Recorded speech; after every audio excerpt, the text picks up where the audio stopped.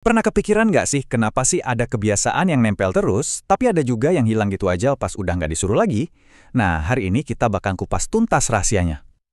Oke, biar jelas, ini dia peta perjalanan kita. Pertama, kita bahas dulu kenapa kebiasaan yang dipaksa itu gampang banget ambruk. Terus kita masuk ke ide soal pergeseran identitas. Lanjut, kita cari tahu pentingnya kenapanya, lalu kita lihat contoh nyatanya. Dan terakhir, kita simpulkan dengan formula Jitu buat perubahan yang awet. Oke, kita mulai dari bagian pertama. Ini nih, masalah yang kayaknya semua orang tua dan guru pasti paham banget. Kenapa sih rutinitas yang dipaksakan itu, rapuh banget?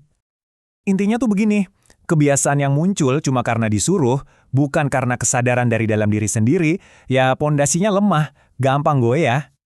Contoh paling gampang deh, ada siswa yang disuruh senam pagi tiap hari di sekolah. Kelihatannya rajin kan? Tapi, coba dilihat pas libur panjang atau setelah lulus. Kemungkinan besar kegiatan itu langsung berhenti. Kenapa? Ya, karena perilakunya itu tumbuh bukan dari kesadaran, tapi murni dari instruksi. Terus, gimana dong caranya biar kebiasaan itu awet? Nah, ini dia kuncinya. Jawabannya ada di sebuah pergeseran. Pergeseran cara berpikir yang kuat banget.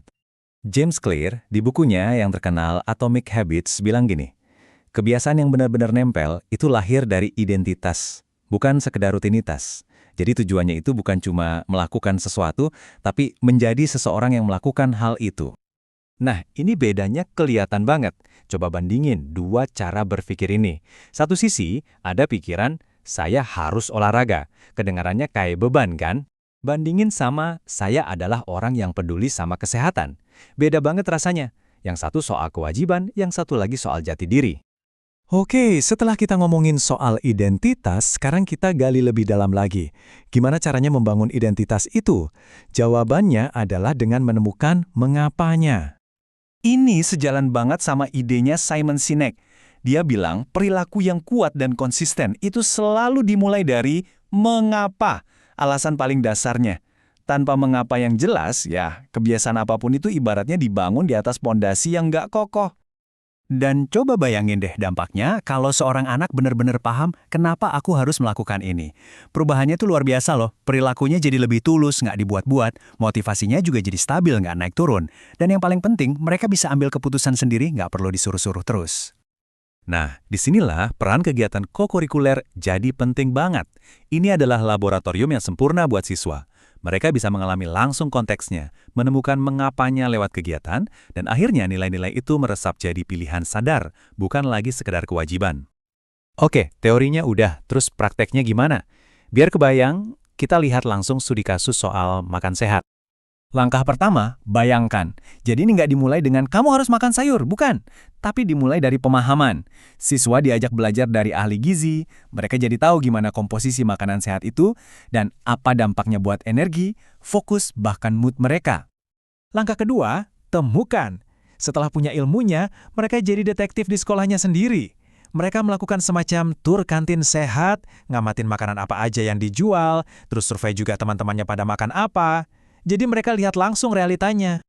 Langkah ketiga, lakukan. Nah, ini bagian paling serunya. Selama 3 hari, mereka nyobain menu sehat yang mereka rancang sendiri. Sambil nyoba, mereka juga catat perubahannya. Gimana energinya, fokusnya, emosinya. Jadi, mereka ngerasain sendiri dampaknya di badan dan pikiran mereka. Dan langkah keempat, bagikan. Setelah mengalami sendiri, mereka nggak simpan buat diri sendiri. Mereka bikin poster kecil tentang pilihan sehat versi mereka. Dan yang paling penting, mengapa pribadi mereka. Kenapa sih mereka memilih itu? Terus mereka ceritain ke teman-temannya. Ini proses yang menguatkan identitas baru mereka. Tapi, apakah ini cukup? Jawabannya, jujur aja, belum. Kita harus realistis. Perubahan yang awet itu lahir dari repetisi yang konsisten, lingkungan yang mendukung, dan identitas yang tumbuh pelan-pelan. Jadi, 1 atau 2 kegiatan kayak tadi, itu penting banget, tapi anggaplah itu sebagai percikan api. Tugas selanjutnya adalah menjaga api itu tetap menyala. Oke, kita udah lihat masalahnya, teorinya, sampai contoh praktiknya.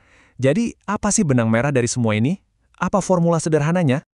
Formulanya sebenarnya simpel banget, tapi dalam, yaitu pembiasaan plus kesadaran sama dengan perubahan yang langgeng. Jadi pembiasaan alias repetisi itu penting banget. Tapi kalau cuma itu aja, tanpa ada kesadaran, tanpa ada pemahaman kenapa, ya sia-sia, nggak akan langgeng. Nah, pertanyaan ini bukan cuma buat siswa loh. Coba deh sekarang kita refleksi sedikit. Lihat kebiasaan-kebiasaan kita sendiri. Apakah kebiasaan itu dibangun cuma karena instruksi, atau karena itu adalah bagian dari identitas kita? Fondasinya yang mana?